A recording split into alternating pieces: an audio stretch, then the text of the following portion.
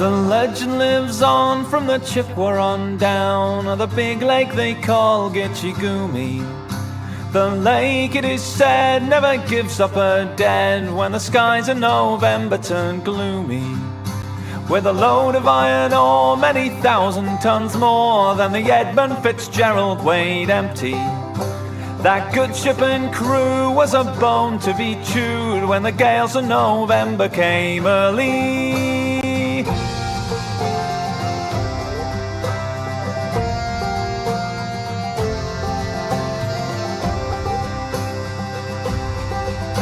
The ship was the pride of the American side, coming back from some mill in Wisconsin.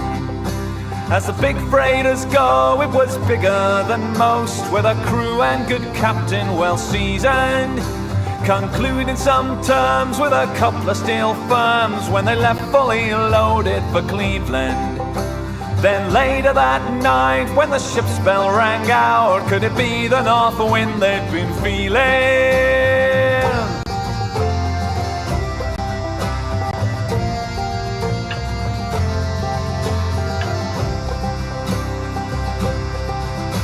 Well, the wind in the wires made a tattletale sound when the wave broke over the railing. And every man knew, as the captain did too, 'twas the witch of November come stealing.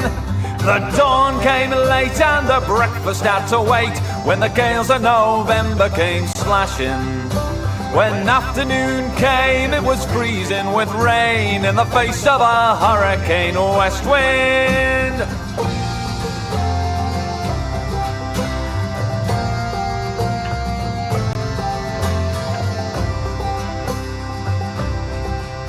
When supper time came, the old cook came on deck, saying, "Fellas, it's too rough to feed ya."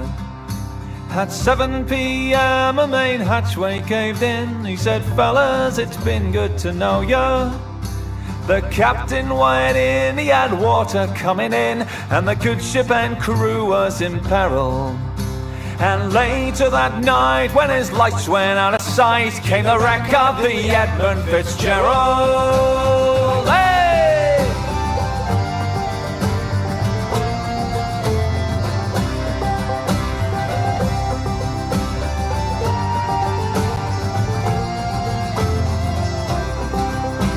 Does anyone know where the lover god goes when the waves turn the minutes to hours? The searchers all say they'd have made Whitefish Bay if they put 15 more miles behind her. They might have split up or they might have capsized. They may have broke deep and took water. And all that remains is the faces and names of the wives and the sons and the daughters.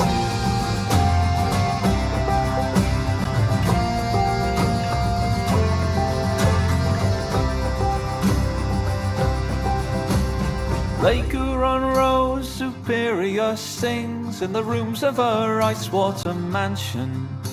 Old Michigan steams like a young man's dreams.